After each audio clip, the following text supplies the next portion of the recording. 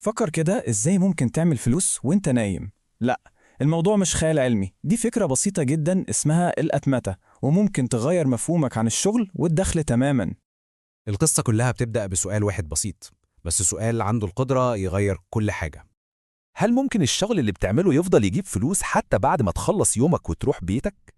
تخيل كده لو الإجابة على السؤال ده لما ما بنفكرش بالطريقة دي، احنا حرفيا بنسيب فرص وفلوس على الترابيزة كان ممكن تكون بتاعتنا.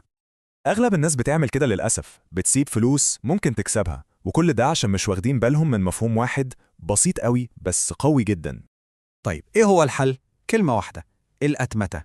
الفكرة كلها إنك تبني نظام سيستم يشتغل عشانك، مش العكس. الأتمتة دي بقى مش مجرد إنك توفر وقت وخلاص، لا، دي مكنة لمضاعفة الدخل. سيستم شغال باستمرار حتى وإنت مسافر أو مشغول في أي حاجة تانية خالص. وأجمل حاجة إن ده مش مجرد حلم أو كلام في الهوا، لا، ده طريق واضح بيبدأ بأول دولار بتعمله بشكل أوتوماتيك وينتهي بنظام متكامل شغال لوحده. الرحلة دي بتبدأ بخطوة صغيرة جدا، إنك تعمل إتمتة لعملية تجيب لك أول دولار.